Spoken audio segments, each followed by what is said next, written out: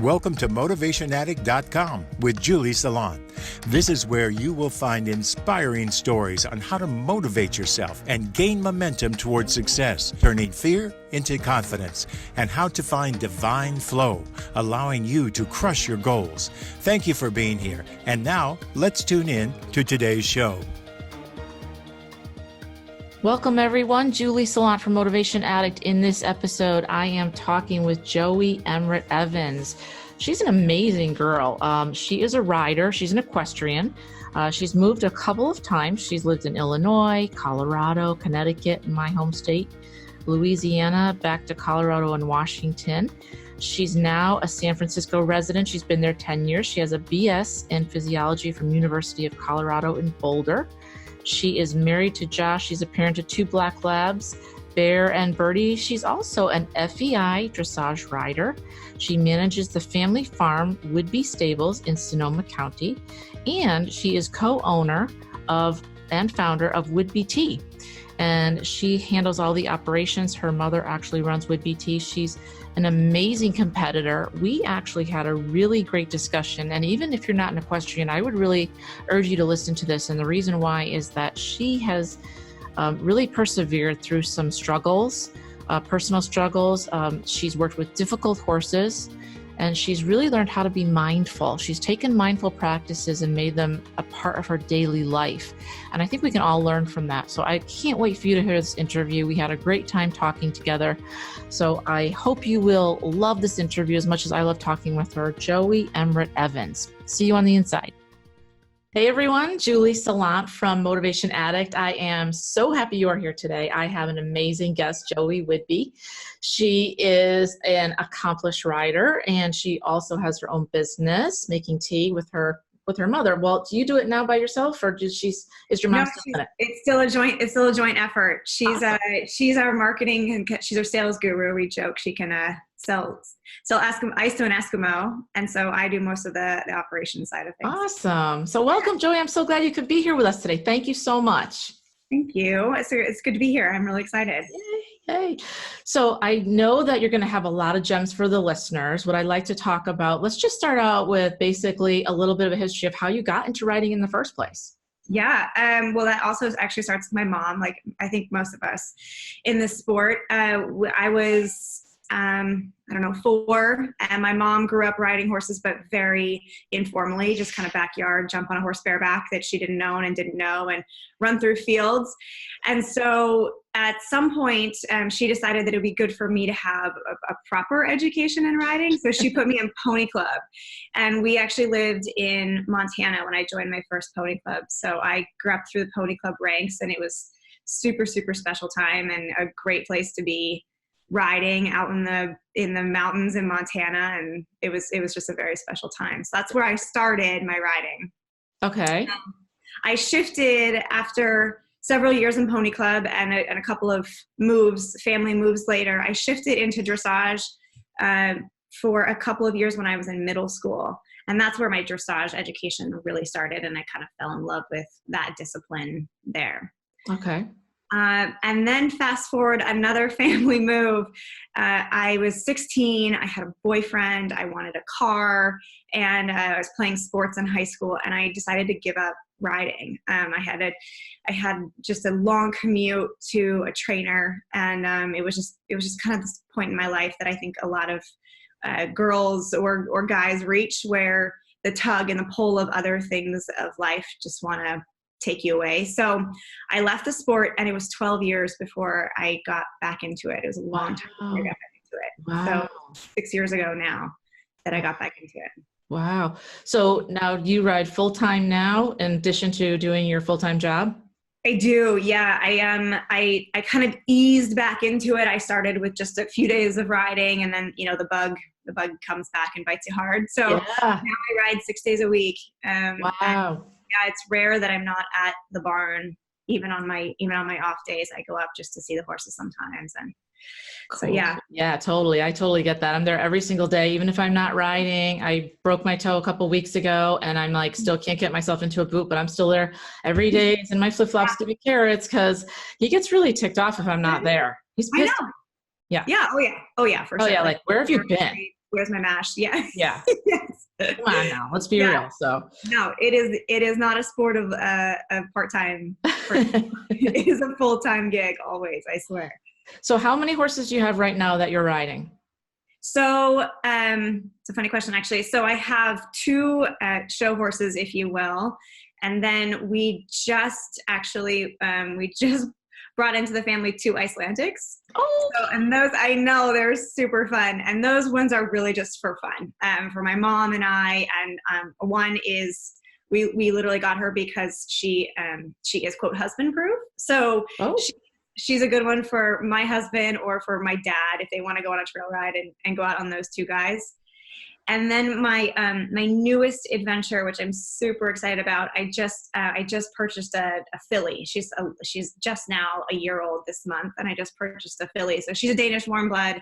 She's we'll work on her and see where her career goes. But the ideal would be that she's a competition dressage horse. So, congratulations. That's awesome. yeah, I'm super excited about that one. It will be really, really fun. Man, you've got your hands full. So you've got the horses, you've got the home life, you've got the business. Yeah. And I know a lot of equestrians always ask me this question. So I'm going to ask you, how do you balance it all? Because equestrians know that it's not like we go once for an hour. I mean, it's every day, it's multiple hours. It's a whole big part of our lives. And how do you balance that all with work and family life as well? Yeah, I have to say I'm fortunate in that I do own my own business, and so I'm flexible in that space. But for the first 3 years of riding, when I got back into it, I worked at a big tech company, and I was, there 5 days a week and commuting back and forth. And you have to have a really solid support system in your family and also at the barn, and finding a place that really helps you balance and can pick up a little bit where you need help. If you can't get there to pick someone's hooves out, then you need someone who can help out with those kind of things. I get up really early. I get up really early and I go to bed really early. So, I think it's just, but the number one piece for me is just finding a support system, and you've got to have your family that can really understand and appreciate the level of commitment that this sport takes. And it's because, there's no other sport that has the degree of responsibility that this sport has because of the horse component. And so if my husband came into this, he didn't, we met long after I quit riding. So the horse aspect was quite new for him. And I think he completely underestimated at first how much of a responsibility it really was, because it's just different. It's not they're not a tennis racket that you can pick up 5 days later, and it's a very different sport. Yeah. So I really do think having a level of support that can understand how significant of a responsibility it is helps tremendously. That's huge. I mean, I feel the same way. My husband never. So when we met, I wasn't riding, same type of thing. Yeah. And he doesn't ride. He's an animal person, but he doesn't ride. He's not into it. I'm the only person in my family that was into it. So it can be hard, and it can be a real source of pain if you're both not on the same page. And I think sometimes you just have to sit them down and say, like, this really isn't an option for me. It's not something, like you said, it's not like a car you can just put away and take out whenever you want, especially if you're competing. Yeah. Even if you're an amateur competing and not a pro, you need to keep at it all the time. And horses, as I always say, today's horse is not yesterday's horse or tomorrow's horse. They don't always remember. If they did, we'd all be at Grand Prix level. And it just takes a lot of time and a lot of effort and a lot of revenue to keep it going. Right. Yeah. So it's a big deal. Yeah. Yeah, it really is. Do you have any boundaries that you set for yourself in terms of when you're setting up and looking at your calendar for the week and thinking, okay, I have, this much time for the horses and this much time for work? How do you set boundaries for yourself?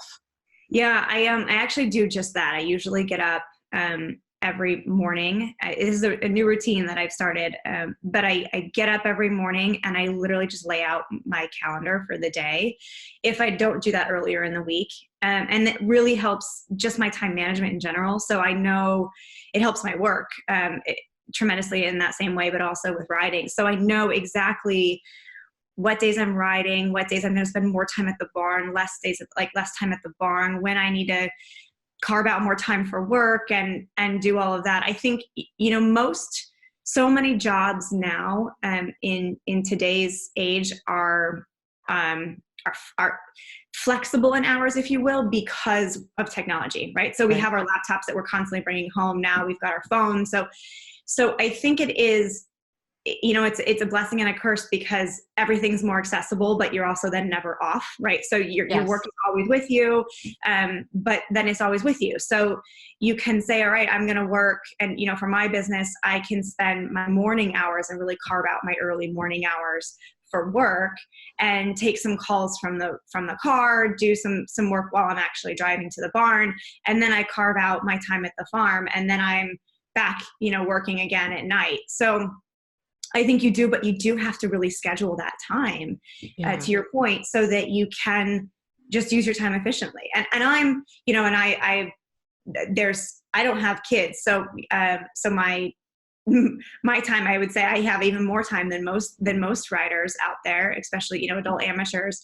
So I think you just have to use every single minute really wisely, because if you don't, then time just kind of gets lost in the day, and the lists keep growing or not getting checked off. So absolutely. Yeah, I do. I completely agree. I think it's really important to kind of really schedule out that time, even if loosely. Schedule it in as kind of a non-negotiable, because you're going to go anyway to the barn. You have to work. And I'm the same way. I work out of my house. So it's a good thing that it's always there, but it's also a bad thing it's always here. I was working till like 12:30 last night. So but if you schedule it and it's real, if it's in my book, it's real, and I just try to stay within the time frames. That brings me to another question I'm starting to ask everyone that I interview, and I'm interested to get your thoughts on this. So we are all, as you said, connected, right? We all have our cell phones. We all have our iPads. We all have our computers. And I know that a lot of women ride, and especially the younger girls, because I'm a woman of a certain age, so I'm a little older, but ride with their phones in their pockets.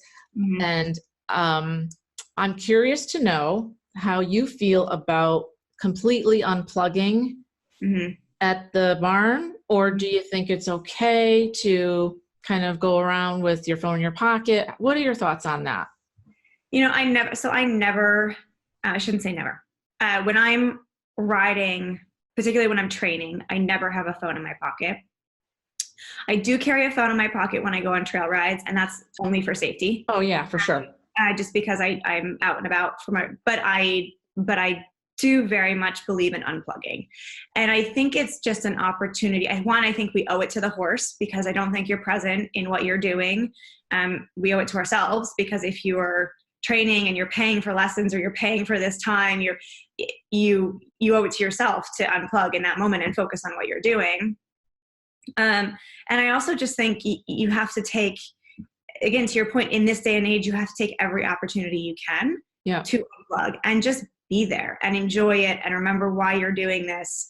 And I have there's a lot of riders at our barn, and I get it, because life is crazy and we've got a million different responsibilities that we're trying to juggle. And so people have to take the 15 minutes in their breaks to answer a phone call or answer an email. And so, again, I think everyone, I'm not trying to preach the mindfulness, but I really do think it is important. And I know for me, I need it. I need that time to unplug. And I think it really does force me to enjoy my horse and force me to focus on what I'm doing and enjoy and be in that moment. Yeah, I totally agree with you. I mean, you're putting so much effort into this, and it's an expensive sport, right? No matter if you have your horses at home or it doesn't matter. It's an expensive sport. Yep. And you do owe it to them. And I always say to myself, I have, 1,000 pounds plus beneath me who has a brain and is super fast. I need to concentrate here.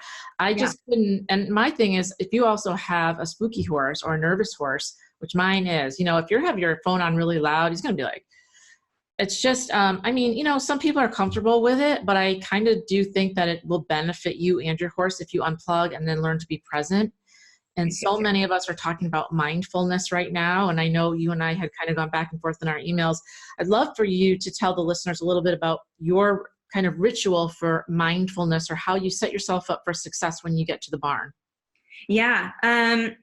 I actually started a few years ago. I started working with a sports coach. So he's a performance sports coach, and we've spent a lot of time working on this. And it started very much around the competition space, around how I was preparing for a competition.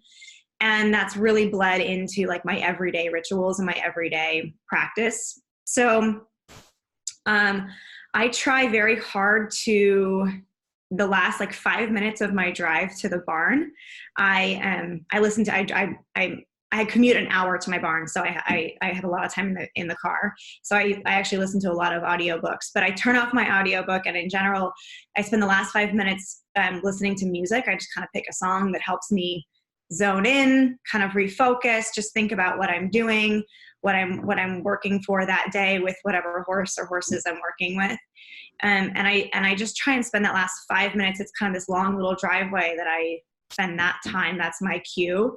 It's what my coach calls the bridge between the warm-up arena and the show ring is the bridge. And it's very much just remember why you're doing this, leave everything else behind, let your day kind of fade away, focus in on what the task ahead is, and then enjoy it, right? Just enjoy the sun, enjoy the birds, whatever you're listening to, whatever's there, just kind of be present in that moment and set up. So I try very much to do that.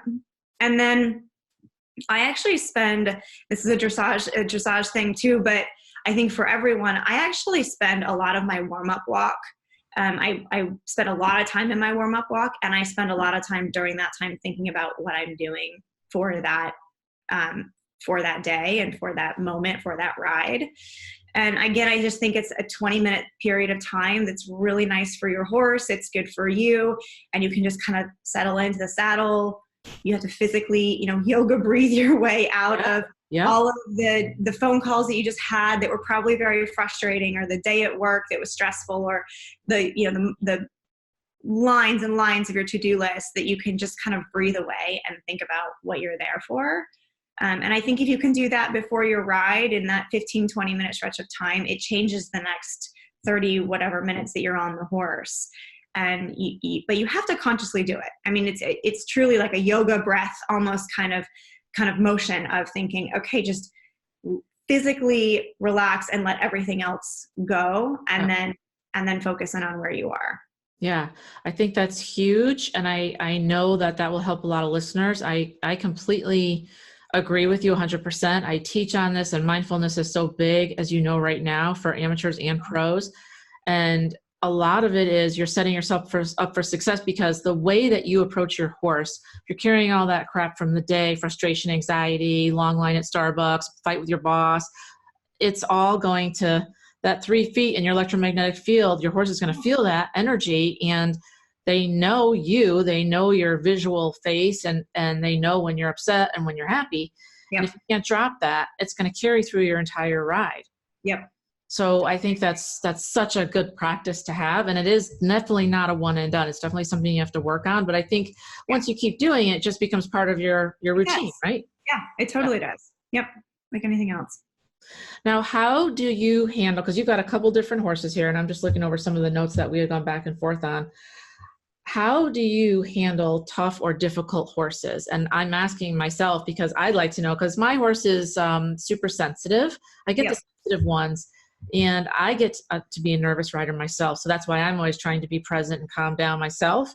Yeah. So how do you handle a horse that's spooky, or just kind of having a meltdown or a moment? Or if they're trying to learn something and they're getting frustrated. You're not getting frustrated, but they're getting frustrated. How does that play out for you? I have to say that I think first and foremost, the number, I would go back to this on so many questions probably, but the first thing I would say is find some good eyes on the ground, find a good trainer, a good program, because they're going to help you in those situations too, right? Where something is going awry, and they can give you some direction of, whatever that might be, point them in a different direction, put your leg on, and so it's good to have some eyes on the ground to help you to coach you through that, of like, here's what you physically should do with your body or the horse's body. Yeah. And also give you some better ideas of how to handle it in the future. So I have, but then I think it's a lot more than that too, obviously, but I have he's a spooky horse. It's interesting. He developed cataracts like quite soon after we bought him. And they're not severe enough to do surgery, but they very much bother him. I actually can't imagine he can't understand that he has blind spots now, right? But he has no way to rationalize all of a sudden he has blind spots. So with him, he gets very, very nervous about oncoming traffic of other horses. So in the warm-up arena, it's like dodgeball. It's like this game of dodgeball. And in our indoor, and then he's also very, very nervous about big changes in light. Yes. So I think to me, it's very much just a diagnosis of the spookiness, right? Because spookiness to me comes out of just a couple of different reasons. And one, is there a physical pain that you're asking them to do something, and there's physically something there that they just can't tackle, or it really hurts, and so they don't want to go there, and so they're trying to get out of it through a spook or through a pushback or whatever it might be. So is there some sort of physical discomfort? And I think we as horse owners need to figure that out, right? That's our responsibility. Yes. And then the second comes down to trust and confidence, right? Like they're trusting confidence in themselves, in the situation, or in you. And I think that's where it then becomes a process of, there are some flat out naughty horses that are just naughty from whatever in their past happened or whatever in their characteristics, they can be naughty. But in my experience, most spooks are not naughty. They're not trying to get you off their back. They're not trying to toss you. They're nervous, they're scared, their confidence is not there. So I think it's just with Bombay, that my spooky horse, we've tried so many different things. We've tried putting little fuzzies, bumpers on the side of his bridle, on his cheek pieces. We've tried, we've tried all sorts of different pieces to help him get through that. And at the end of the day, the more confident he is with me, and the more I can anticipate what exactly he's going to spook at, or what situation is going to make him nervous, and can I help just alleviate some of that stress by either dodging it completely if it's a situation where you can, or finding a system that works for him. So there's one particular spot in our arena that, bless his little heart, he will spook at every single time he walks by it in the indoor. It's where the dragons are, Joey. That's where the dragons are. Oh yeah, and they are going to eat him, and he knows it. I want to. Yeah, it's unbelievable. And you just have to chalk it up, and I have to say, this is just him, and he is not being mean. He is not doing this. He's not doing this. He is genuinely afraid of something in this moment. And so, my trainer and I have worked out the system where if I need to ride a downward transition in that place to get us through it, and then we pick back up after, or in our warm up, if it works better for him, just to kind of stay quarter line, not on the rail, work through little systems that just make it better and slowly chip away at it. Yeah. But I really do think if you can find one, if you have a trainer or any set of eyes on the ground that make you more confident, then that helps you get through it, right? You don't need somebody yelling at you, trying to push you through this and keep them forward, that the chaos of that. But someone who helps you just confidently kind of chip away at things, then that helps. And if they can help with solutions here, or try this there, and see what you can do. But at the end of the day, it's just patience in my mind. Yeah. All patience with yourself and with them. With yourself and them. I totally agree with you. And a lot of us, it comes down to expectations too. A lot of us have expectations of ourselves and our horses that is not realistic. There are a lot of amateurs out there who think that they need to ride like a pro, their horse will be like a pro, or they want to go to another level, their horse physically can't get there. So it's all about managing the expectations, being patient, trying to figure out, is this horse really scared? Because that's one thing. It's another thing if it's something that they're reacting from, that you can get them through it, and you can maybe just downshift a little bit, and then things will be okay. I try to set them up if I know exactly where that spot is and you know where that is, and you just do everything you can to try to make it as comfortable. I try to take all the obstacles out as much as I can and make it as comfortable for both of us as we can. If I move over a little bit, it makes it better on both of us. I mean, I'm not competing at that second. It's okay. The world's not going to stop. Yeah. You know? Yep. But and at the end of the day, you're just trying to build their confidence that they can get through it.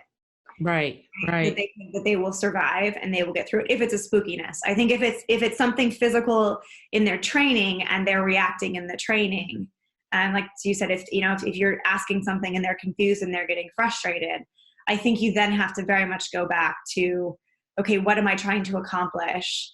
And if they're very, very resistant, and of course, depending on the horse and the level of training and their strength, I think you have to say, okay, if it's a horse and I'm asking for this, really big half pass and they can't give me that, then maybe I need to ask for a shallower one right now. Or, if I'm asking for a walk canter transition and it's really not getting through and they're really getting frustrated, right, maybe go back to the trot canter transitions or something that's a little more familiar that helps build their confidence so that they can feel good about what they're doing. Right. Because you always want to give them the confidence, especially if they're really trying and they're learning something. Yeah. You have to reward every try.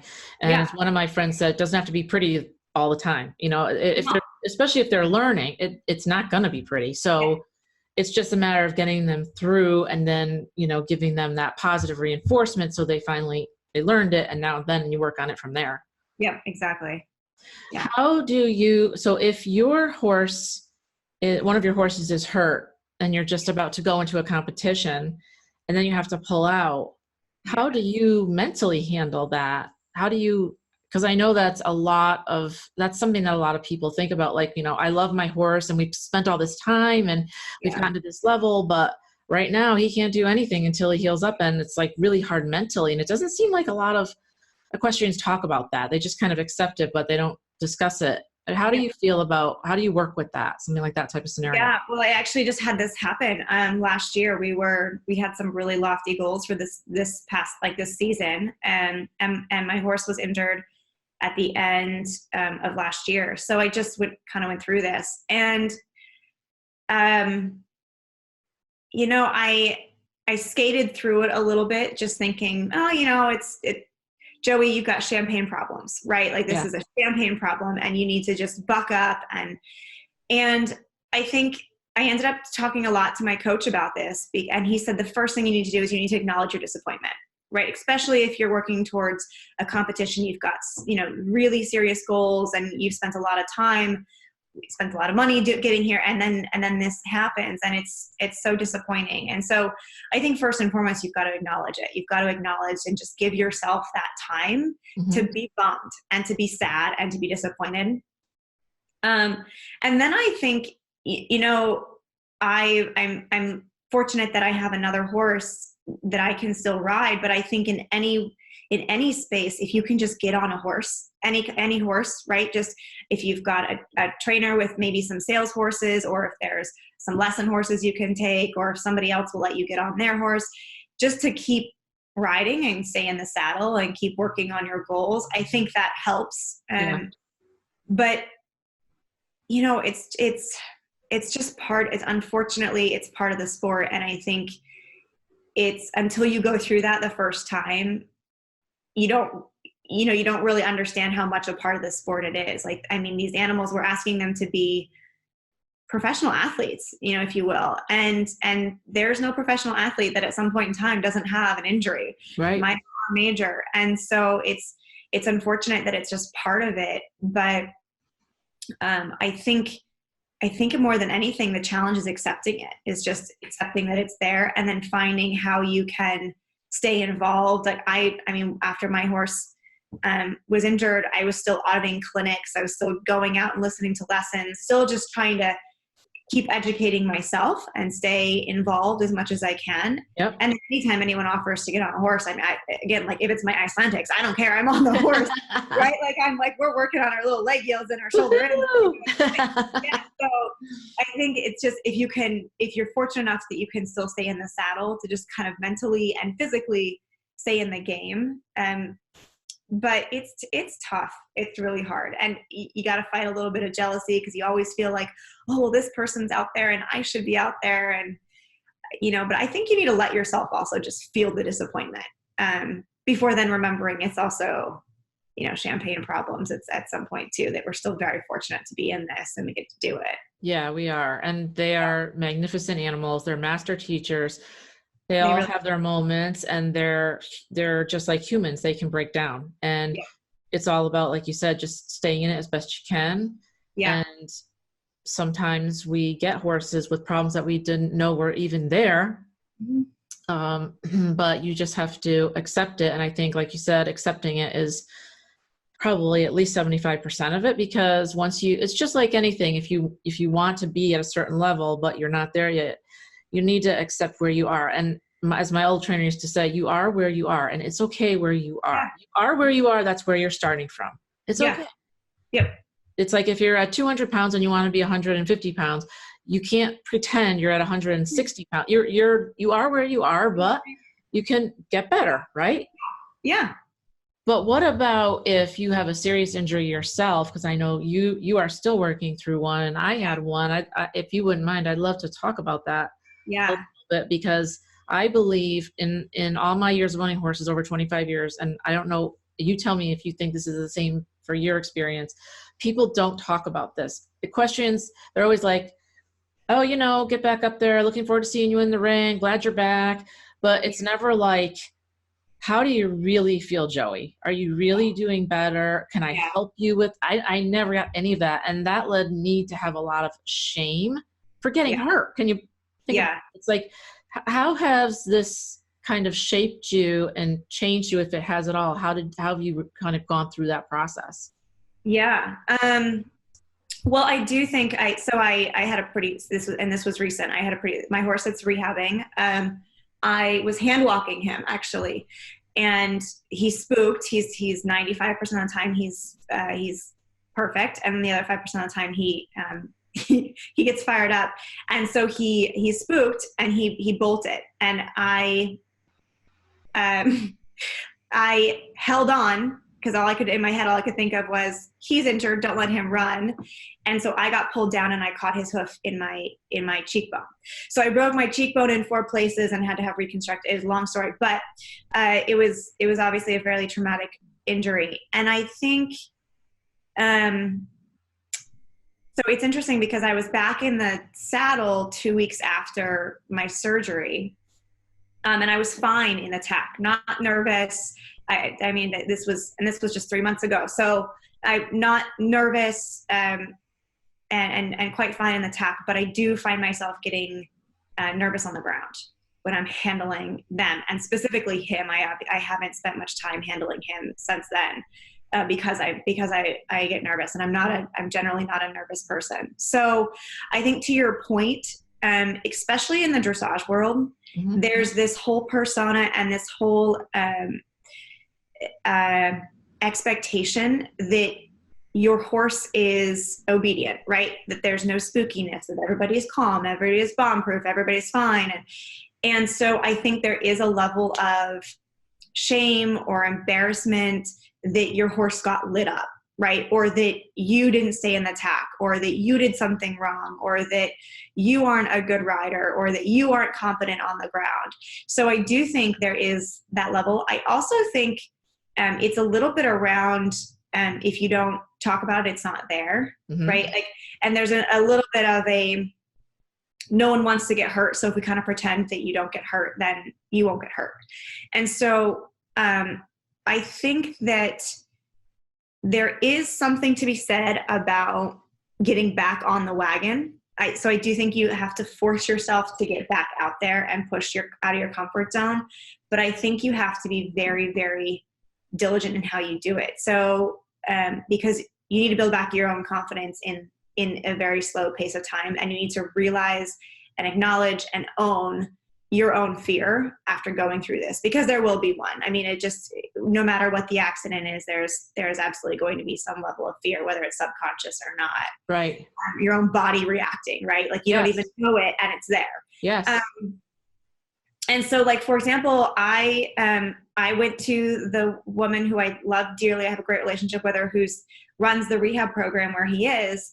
And I said, hey, I need you to literally walk next to me while I hand walk my horse for the next however long it needs to take. And it's an ego blow because you don't want to sit there and think, I've been riding for how many years of my life and I've owned this horse for how many years, but I don't feel comfortable hand walking him right now. That's exactly what I said to myself. Yeah. And you have to own it, and you have to just, you have to just swallow the ego pill and know this is going to be very humbling, but I actually need someone to walk next to me right now with my horse because I am going to freeze in a moment. If he just puts his head up and looks at something, yes, then I'm going to freeze. And so again, I think it comes back to that support system. And if it's not a hand walk and instead you had a bad crash or bad fall off of them, then, maybe you need to have somebody else in the arena with you at all times. Maybe you need to make sure the horse, has a nice little lunge before you get on, or something that is just going to make you feel more confident. Because like we said earlier, the horse is absolutely going to feel whatever emotion you're putting off. Yeah. And so if you get up there and you're scared, they're going to know this, and it's likely not going to help any situation. So I do think it is just, again, swallowing the ego pride. I've spent a lot of time talking to other riders who have gotten injuries, and significant ones, and we've had, and they all feel the same way. So I do think a lot of it is just, kind of being the first to say, yeah, I'm nervous about this. And yeah, I don't feel 100% confident doing this. And I know that's a little embarrassing, but that's what it is right now. And then making a plan and having the support system to get back into it in the right way and take it as slowly as you need to. Yeah, I agree. Taking it slowly is a big thing. The other thing is I had a really pretty bad accident a couple of years ago, and he just basically did a 180. We were done for the day. Yeah. 180. I fell off and I hurt myself, and nothing like you, not surgery wise, but significant enough for me to go into shock and all that fun stuff. So I actually work with clinicians who help veterans with PTSD, soldiers, and abused women. And what I asked her about this scenario, and she said that what happens is your brain heals, but your body remembers the trauma. And especially if you go back to the same place, because it might have happened in your happy place. Yeah. Mine did. And if you go back there, your whole body just tenses up, because I can be okay to a certain point, but maybe it's just as I'm putting my gloves on, or it's a certain point, and that's when I know it's there again. So I agree. Lunging is always a good thing. Yeah. Having somebody there as a pair of eyes always makes me feel safer for some reason. I don't know why. I just feel safer. Yeah. And then the other part of it is incorporating any gear that you think would help you. So what I did was I never ride. Well, I always have my helmet on. Everybody should. Yes. But I got one of the blow up vests. So they blow up before you hit the ground. Yes. So, because it can protect your spine and your neck all the way down. So it sounds funny, but it's like, hey, you know what? If that's what it takes to make me feel comfortable, I'm good with that. And, and like you said, it is humbling. And I felt the exact same way. Like, I've had this horse 8 years. You think like, what the hell's wrong with you? This is baby stuff. Get over this. Move on. You're so much better than this. But for some reason, this stupid thing keeps coming up, and you just have to acknowledge it and just go slow with it. Yeah. Right? Yeah. And again, I think it goes back to the culture of you should be relaxed, and it's kind of the protocol of being relaxed. But my trainer, she comes over and she tightens my girth every day when she's on the ground. And at first I remember thinking, well, geez, I can tighten my own girth. And then she told me that she saw a really bad accident with someone tightening a girth, and the horse spooked, and the woman came off and had a really bad accident. And so you just think, okay, where there's moments where I can take an ego check, and if there's someone on the ground and they can tighten my girth for me, then great. Then we'll do that. And, I'm not a big believer in riding scared. And I think I think it's important that we feel confident on the horse, but you've got to make sure you build that confidence. And then I also think there's very easy precautions that you can take every day that might feel, to your point, wearing a vest. And if that feels a little weird, or if that, okay, great. But you know what? You're never going to have a really bad, it's going to be huge if you do have a bad fall. So right. I think if you can leave your ego at the door, then it helps tremendously. Yeah, I totally agree with you. And it's a process, right? Because, yes, coming back from the injury is a process, just like getting back on your horse is a process. But I think, as you said, if you can keep in the community, that helps. And I think as other riders, maybe if we're a little bit more in tune and kind of get rid of that ego and everything's got to be perfect, because everybody's got issues. Nobody's horse is perfect. All these horses are still horses. They're all still pretty much wild. That's why people think we're crazy when we ride them, because they're really not. We think they're so civilized, but happening, they're not. They're horses. Yeah, it's true. So, I mean, they see a wolf, they see a dragon, they see something, they see a puddle that they've seen, and you're like, it happens. So, I think that staying in it, I think having eyes on the ground, I think the gear thing, and I think most importantly, taking your time until you feel comfortable and doing it incrementally. But by the same token, you can't wait forever. As you said, that you should, you gotta, because otherwise there is something to that. You don't want to ride injured, but if you wait too long, it's almost like the fear gets bigger than it does. Yeah. Yeah. No, I was very, in Pony Club, it was always, you popped off. If you were okay, you got right back on. Okay. And there is something to be said. And that's actually why I got back in the saddle so quickly after my injuries, because I wanted to, and I wasn't nervous about getting back in the tack, but I knew it was important to do that specifically. Have your goals changed because of the accident, or are you still on schedule to get where you need to be?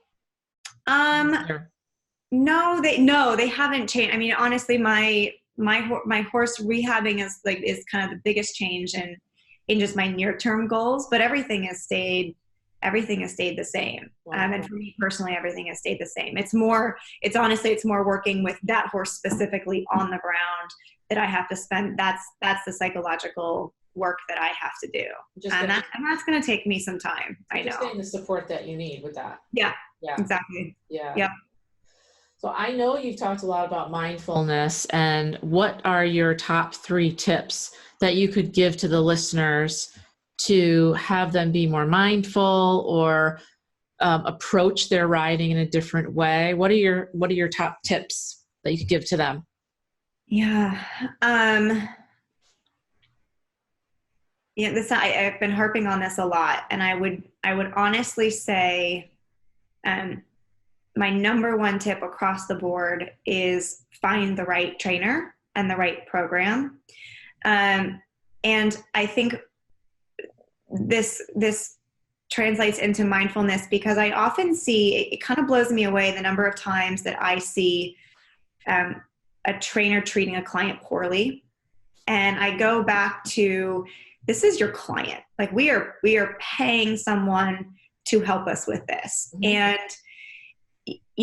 not only is that person supposed to help us train in whatever discipline it is, in whatever capacity your goals are, but they're also supposed to just support you as an individual, right? And create your sense of trust and your confidence and your bond with this horse, or your guidance in getting a horse, or, whatever kind of that part might be. And then it also translates into, do they have a program that supports all of that? That supports the horse health, that supports the horse wellness. Like, do they know when to lunge the horse when the horse needs to have a little lunge day and get some kicks out and be safe? So I really do think that having that right support system again is number 1, because then you're not worried about, it takes a layer of your worry and your anxiety completely out of the equation. Yep. And so you can be more mindful and you can be more present. And I think you find this in competition a lot too. I know there's actually this amazing quote that my coach put out, my head coach, said the other day, and it is, you don't rise to the level of your expectations, you fall to the level of your training.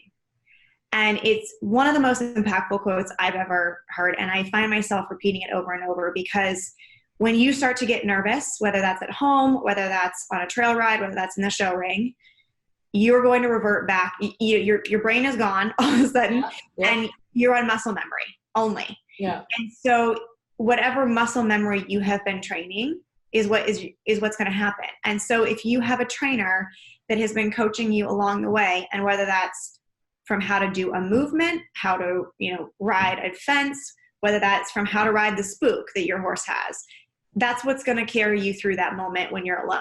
Mm-hmm. And so I believe so wholeheartedly in finding, and I know how much of a difference it's made in my life and my career, my riding career, to find the right trainer. And I would really encourage people to be very diligent about finding the right trainer. And, we often defer to what's the location of the trainer, right? Are they close to home? I've got to commute with my work.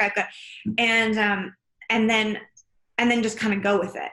Yeah. And then we get stuck and we don't change trainers because there's drama involved in all of that, right? And there's a community that's there, and again, it's anxiety ridden around changing a trainer. So I really think that when people go to find a trainer, interview people just like you would if you were, if you're shopping for a house, you don't look at one house and you go there. Right. Because of the location. You look at multiple houses. I mean, this is a big investment. If you're hiring somebody for a business, for a job, you don't just hire your first candidate. You interview people. Right. And so I think as clients, we also have, the ability, and we should own that ability to interview those trainers. Take a lesson with them. Watch their lessons. Go to a show and watch how they coach their current clients, and really pay attention to that. And so I think that's number one across the board, is find that support system. And if you can't afford a full-time trainer, a lot of these trainers will go out and do individual lessons and maybe help you build your program that you can do on your own if you can't afford to do full-time or be in full-time with them. But some sort of support, I think, is just huge.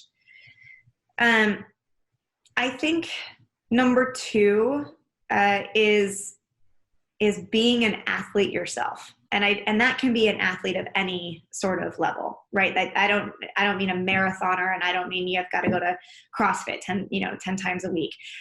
I just mean having some sort of exercise program in your own life, mm-hmm. whatever that looks like.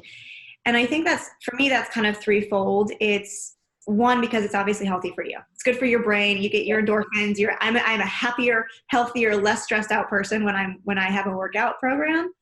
I think it makes you a better rider physically. You've got a stronger core. You've got, better control of your muscles. It makes you a better rider.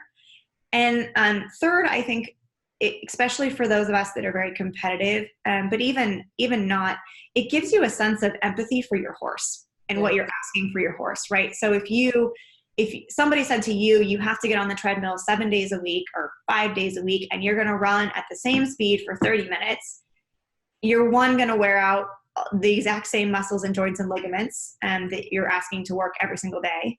You're going to be bored out of your mind. Eventually you're going to start saying, no, I'm not doing this anymore. Yeah, right. So I think and then you also appreciate some days you wake up and you're tired and you don't really want to work so hard. And if somebody is sitting there forcing this work down your throat, you're not going to respond so well.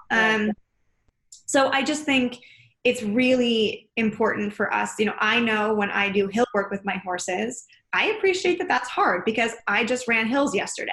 Or, if I'm asking them to do a stretchy ride and we had a hard workout yesterday, I know that stretch is going to feel really good, but it's also going to be a little stiffer today, or, whatever it might be. So I think it's important because you understand what the horse is going through and you have more empathy with what you're asking them to do. Yeah, absolutely. So that's number two. And the last is just, you've got to remember why you're doing it. And I think it's just really important that you always come back to the love of the horse, right? Yeah. Like I love dressage and I love competing, but that is all wrapped up in just my love for the horses, my love for the sport. And I actually get quite emotional talking about that, because for me, the horses are my therapy.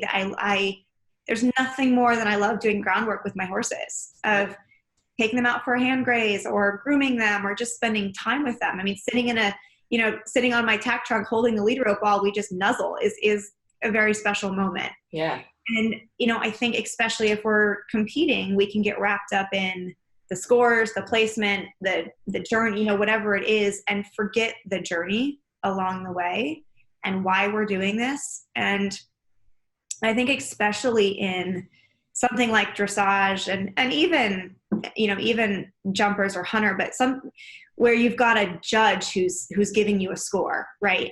And you get lost in what that judge says or what that score is, instead of remembering, especially if you have a spooky horse or you've got a horse that was really difficult to train and you've come so far and done so much with this horse, and the judge doesn't see those years of work and the hours put into it. They just see what they see in front of them, and that's not their fault. That's their job. But I think it's easy to lose sight of why we do this. And again, it's a little bit of an ego thing, because we want to get the good scores. We want to place well. We want to have the blue ribbon. But at the end of the day, I took my horse yesterday for a bareback halter ride. And that to me is one of my happiest moments, of just being out in a field with him bareback and walking around, enjoying the sunshine. Yeah. So I think that's, at the end of the day, we can never, ever, ever lose sight of that. And if you do, it's got to be a big check. It's got to be in my mind. I totally agree with all that. I love everything you said. And I totally agree with that. And I think, to your point, when you're training, the second one, when you're training, don't be afraid to bring some fun back into it. Put up some cones. My horse loves cones. Yeah. Throw up some rails. I know it sounds babyish and goofy, but you know what? Sometimes it's just about, for me, 90% of the time, because I used to show and I don't show anymore, that this is my Zen place. Like, I love these animals like they're my children. I don't have any children either. So it's a lot about, let's have some fun today. Because I know if I had to be in this ring, like you said, on the treadmill, same thing every day. I go to the gym all the time. I'm like, that's something new. I'm bored. Yeah. Like, just get out of your back, whatever you feel comfortable. Yeah. Enjoy yourself and have fun, because they want to play too. And the more you can bring in the play, the better off their psyches are going to be. And you develop that heart connection with them, and the bond gets stronger and grows. Yes. And then I also think, on the first one, I'd love to just chime in and tell you really quickly that trainers can make or break you. In my personal humble opinion, I had a trainer, because everyone at the barn said she was great and she's been here and done that, and that's great. And she is a good trainer, but she just wasn't the trainer for me or my horse. And I had my horse for 7 years at that point, and all we did was a little bit of work. And she basically said that my gear was terrible, and that, which I'd had custom made in England for him, which she didn't know. And also she said, I think you know nothing, and I think your horse knows nothing. And I said, you're fired. Good for you. And then I had another lady come in, and she helped me with the lunging, which is when I had really broken my finger pretty badly. It's never been right. Again, just a thing that happened, right? Yeah.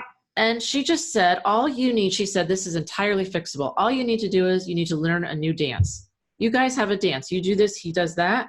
All you need to do is learn the new steps, and he'll lunge like a pro for anybody but me. Yeah. I thought, well, what the hell's wrong with me? It was just a dance, and now he lunges great for me. So that trainer gave me I was so afraid, is it really me? Do I really suck? I mean, it's okay if I do, but it was kind of like, you have the power to pay somebody to help you. And by the way, not for nothing, I may not be great in one area. That's why I raised my hand for help. I wanted you to come to help me. I know I'm not proficient in certain areas. I get that. That's why I said, hey, I need some help over here. So I think that if a trainer is belittling you, or is feeling like they're very much up here and you're down here, so they're not interested, because certain trainers only want to work with certain horses that are at a certain level. And I get that. And that's okay. Yeah.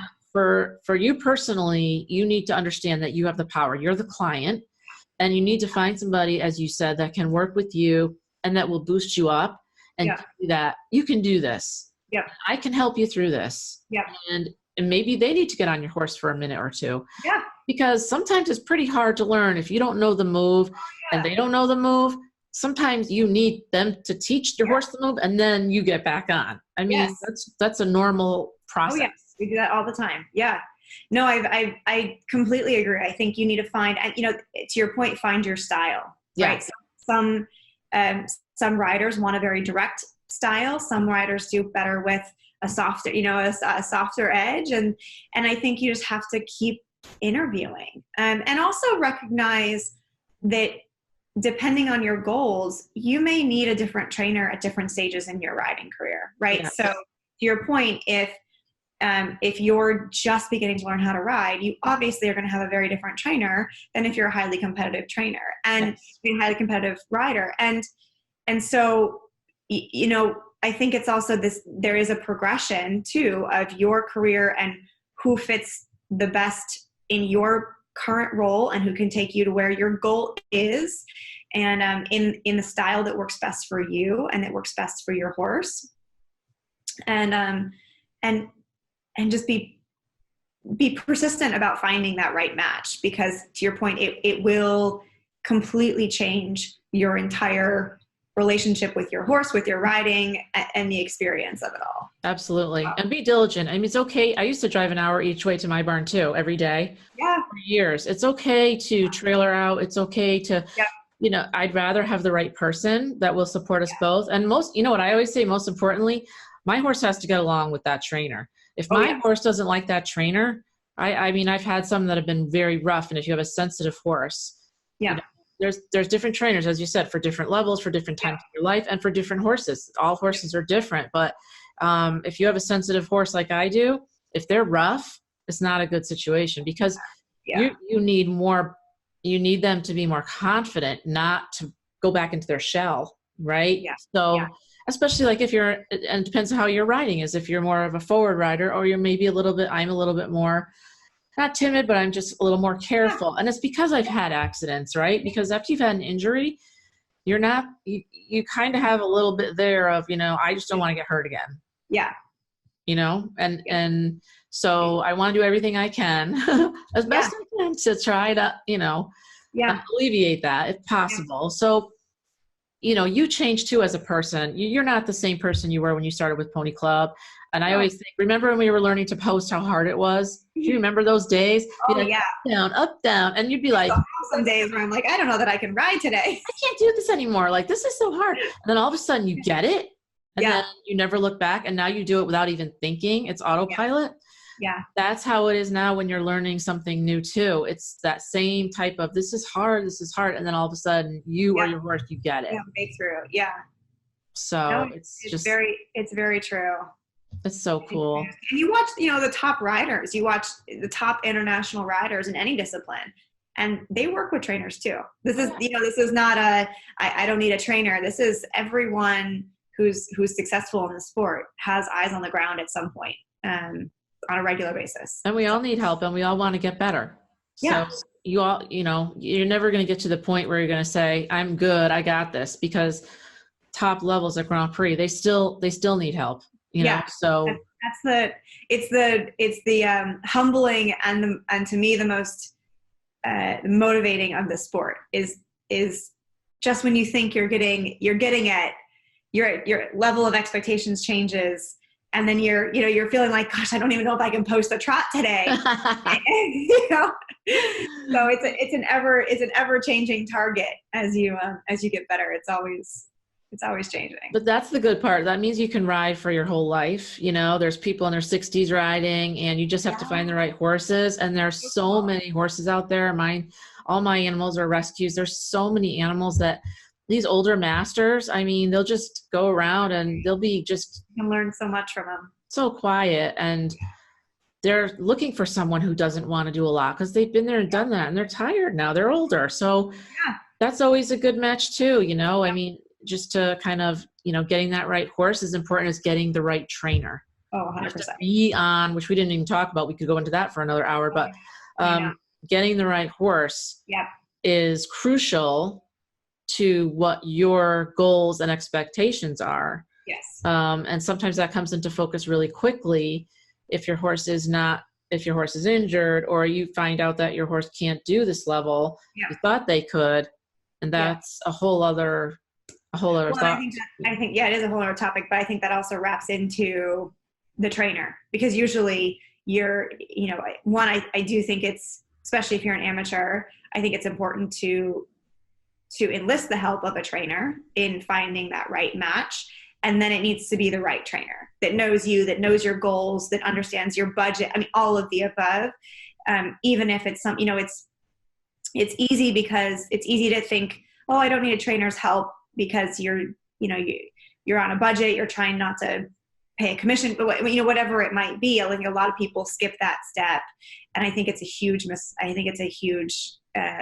mistake in a lot of ways if you don't have help in finding that right horse. Yeah. And in the long run can oftentimes be more expensive because you purchase the wrong horse, or the horse has an injury that you didn't know about it, or it's got some quirk, and it's a whole nother topic that we can go into. But I do think having a good trainer, again, that you trust, that knows you, that knows your goals, is crucial in helping you find that right horse. Absolutely. And that you can work with and feel confident with, most importantly, that you feel confident, your horse feels confident, and then you guys can move on to do what you really want to do. Yep. Which is kick some butt. Yeah, exactly. Well, Joey, I can't thank you enough. Thank you so much for talking with me today. I know our listeners are going to love this. I know they're going to get some really great points out of this. And I really appreciate you talking about your injury. Yeah. I know that a lot of people feel a little funny about that. So thank you for being so open. And I'm so honored that you would do that for us. I really appreciate it. Oh, well, thank you for having me. It's been so fun. Thank you. So what we're going to do is we are going to put up all the links so people can reach you, and they can reach Wood BT, because you've got some really cool things coming out, and the best email to contact you if they have questions. And I would love to have you back at some point if you're up for it, because I know that there's so many cool things we could talk about. Yeah, I know. It's a great topic. But I feel like the equestrians need this kind of forum that we can talk about this stuff, because we can help each other. I mean, we're all at the barn, and even if we're all have, Icelandics, and we have warm bloods, and we have walkers, and we have saddlebreds, but we all love horses. And if we can also help each other and prop each other up, like everybody always says, good ride. Like that's the way it should be all the time. It doesn't matter what you're doing on your ride, if you're serious, if you're just hacking out and having a fun time, but we are all in it because we love the horses, and let's never lose sight of that. So thank you so much for being here. I'm going to post all your links below. People can definitely go and find you on your Instagram, on your Facebook, and on your email, and we're going to get them over to your website. So thank you again, Joy. I appreciate it. Yeah, thank you.